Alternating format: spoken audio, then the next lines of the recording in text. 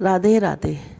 आप जो आप ही का चैनल है राधे सखिया चैनल में आप सबका स्वागत है। भगवान श्री हरि, माता लक्ष्मी और तुलसी मैया से प्रार्थना करते हैं कि आप सब लोग अपने घर में सुरक्षित होंगे, सुखी होंगे। जैसा कि 25 दिसंबर को हम लोग बड़े धूमधाम से क्रिसमस का त्यौहार मनाते हैं, मनाना भी चाहिए, वो भी हमारा ही त्यौहार है।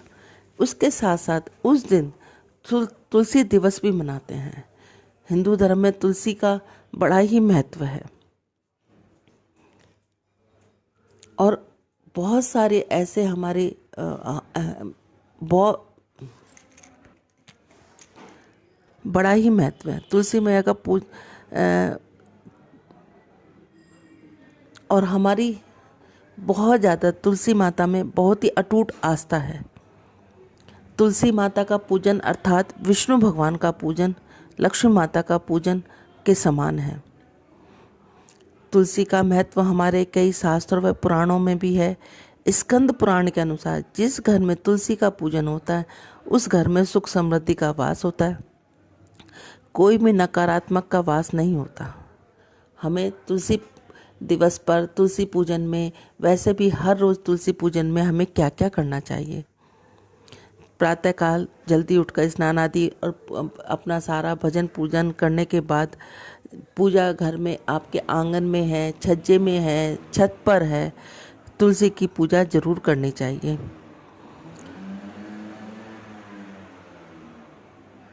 आप उसको पानी के छींटे लगा सकते हैं, तिलक लगा सकते हैं तुलसी मैया की परिक्रमा कर सकते हैं, उनको फूल चढ़ा सकते हैं, उनको मिष्ठान का भोग लगा सकते हैं।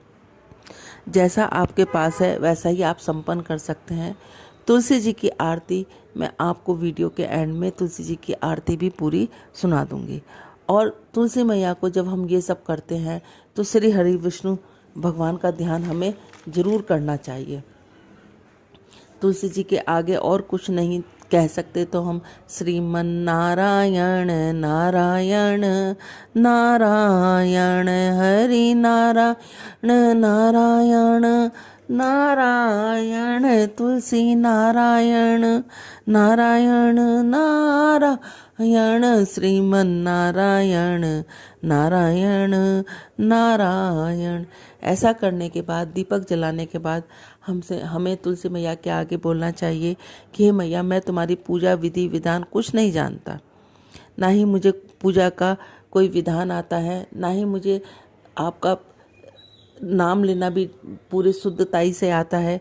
इसलिए मैं जो आपको एक लोटा जल और ये कुछ अक्षत, तिलक, भोग, जो भी कुछ मेरे पास है उसको मैं आपको समर्पित कर रहा हूँ। आप उसको स्वीकार करें और मुझे और मेरे परिवार को आशीर्वाद जरूर दें। साथ में तुलसी जी के साथ में हमें तुलसी जी के जड़ के पास शालिग्राम जरूर रखना चाहिए।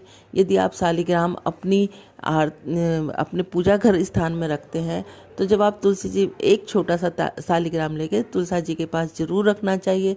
तुलसी जी के साथ साथ हमें शालिग्राम की भी पूजा जरूर करनी चाहिए।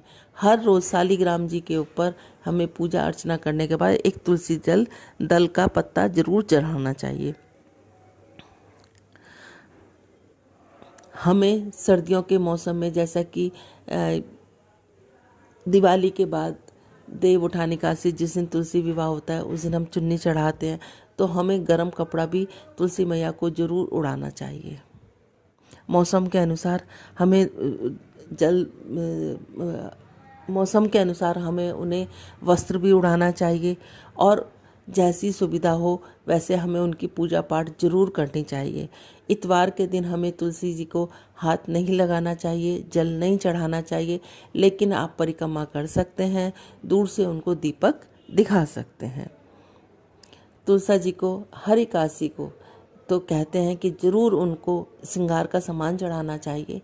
अगर आप हरि काशी को नहीं कर सकते तो सिर्फ रोली का टीका लगाकर उनको वस्त्र के रूप में कलावा चढ़ाकर उनकी आरती कर जरूर करनी चाहिए। हमें फूल माला वगैरह जरूर चढ़ानी चाहिए। और सुबह और शाम को, सुबह तो जल के साथ हमें दीपक जलाना ही चाहिए, लेकिन संध्या के समय हमें तुलसी जी में दीपक जरूर जलाना चाहिए।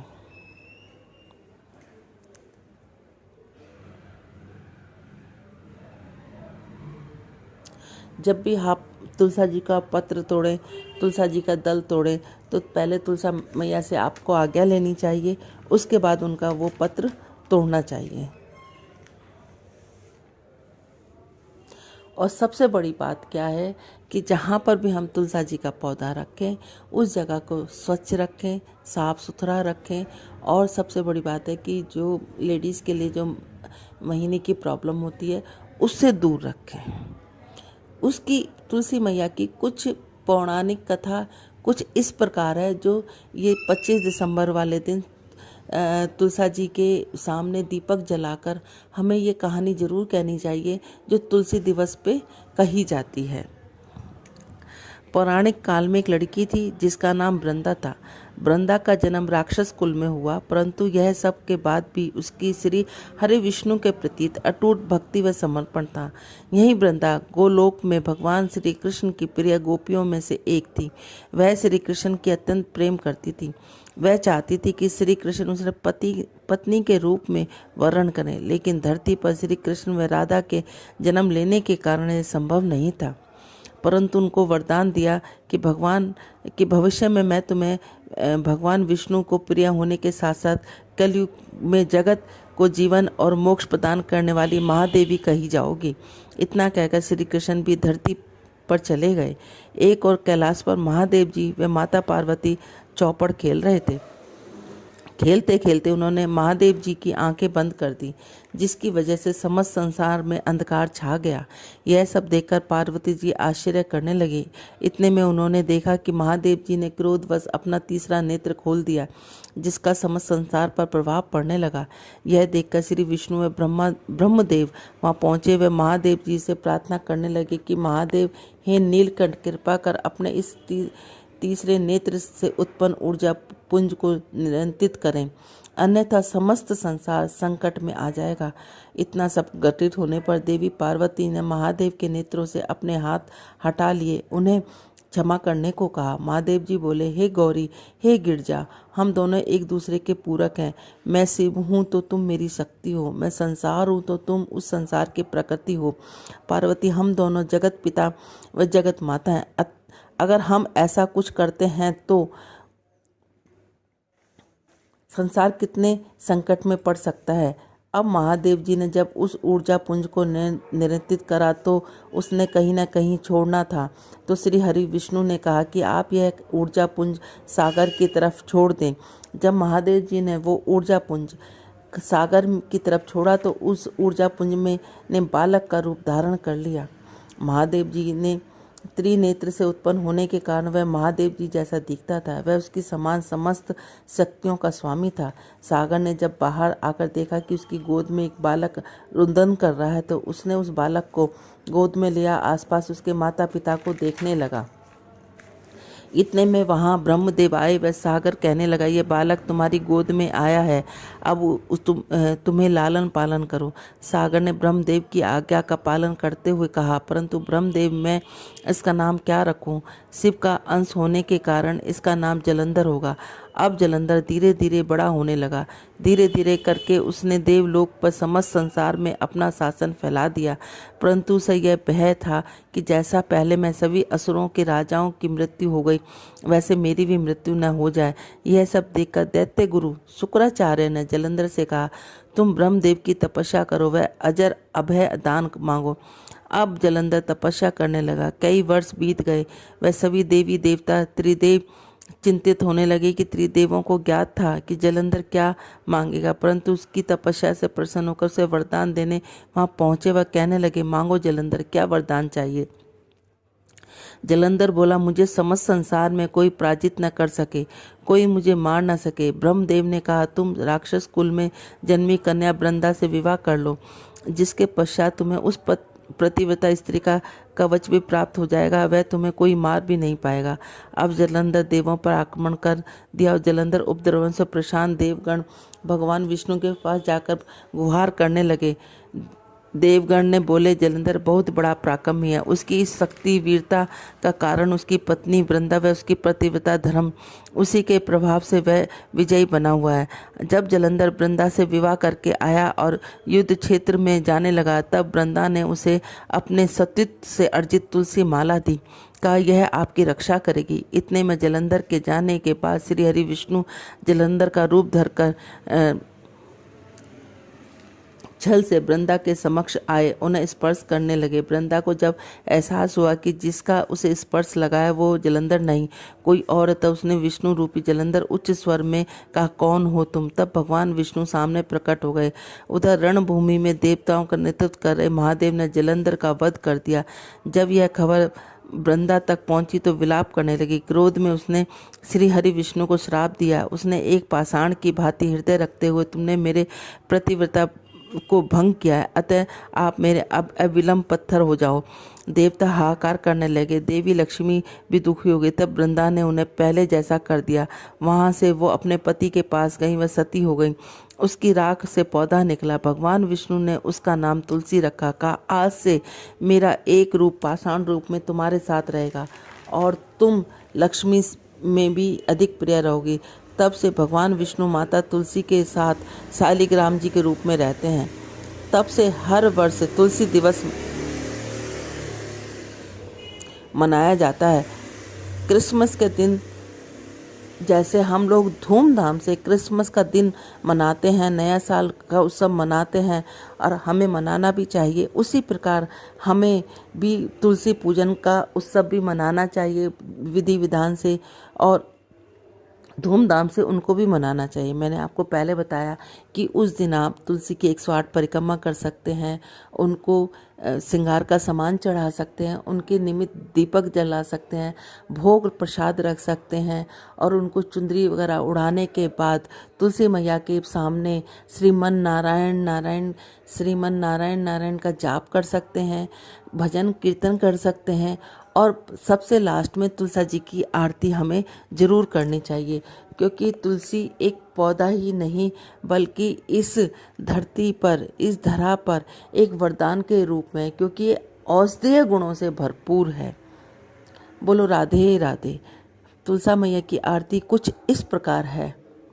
तुलसा महारानी नमो नमो, हरि की पटरानी नमो नमो। आषाढ़ मास में बोई रानी तुलसा, सावन मास में हुई हरियाली नमो नमो। तुलसा महारानी नमो नमो, हरि की पटरानी नमो नमो। कौन से महीने में हुई तेरी पूजा, कौन से महीने में हुई पटरानी नमो नमो। तुलसा महारानी नमो नमो, हरि की पटरानी नमो नमो। कार्तिक माह बैसाख में हुई मेरी पूजा, मंगसिर मास में हुई पटरानी नमो नमो। तुलसा महारानी नमो नमो। ऐसा क्या मैया जप तप कीना, ऐसा क्या मैया जप तप की, शालिग्राम की हुई पटरानी नमो नमो। तुलसा शालिग्राम की हुई पटरानी नमो नमो। तुलसा महारानी नमो नमो। 8 बरस कार्तिक के नाई, 7 बरस बैसाख के नाई, 7 बरस माह के नाई, तो शालिग्राम की हुई पटरानी नमो नमो। तुलसा महारानी नमो नमो। 56 भोग 3600 मेवा, बिन तुलसा हरि एक न मानी नमो नमो। तुलसा महारानी छप्पन भोग 36 मेवा, बिन तुलसा हरि एक नमा। नमो नमो तुलसा महारानी, नमो नमो। एक पत्र तुलसी का रख दिया, शालिग्राम ने हंस हंस मानी। नमो नमो तुलसा महारानी, नमो नमो। जो तुलसा सावे रे गावे, श्री कृष्ण जी के दर्शन पावे। नमो नमो। जो तुलसा दोपहर में गावे, खीर खांड के भोग लगावे। नमो नमो तुलसा महारानी, नमो नमो। जो तुलसा सही सांझ को गावे, श्री कृष्ण जी की आरती उतारे। नमो नमो तुलसा महारानी, नमो नमो। दो तुलसा आधी रात को गावे, यम के दूत निकट नहीं आवे। नमो नमो तुलसा महारानी, नमो नमो। हर की पटरानी, नमो नमो। क्वारी गावे घर भर पावे, तरनी पुत्र खिलावे। नमो नमो तुलसा महारानी, नमो। विधवा गावे स्वर्ग सुधारे, बुढ़िया बैकुंठ को जावे। नमो नमो तुलसा महारानी, नमो। हम तुम गावे सदा सुख पावे, हम तुम गावे सदा सुख पावे। तुलसा माँ के लाड़ लड़ावे। नमो नमो तुलसा महारानी, नमो नमो। हर की पट रानी, नमो नमो। श्रीमन नारायण नारायण नारायण, लक्ष्मी नारायण नारायण नारायण, तुलसी नारायण नारायण नारायण, श्रीमन नारायण नारायण नारायण।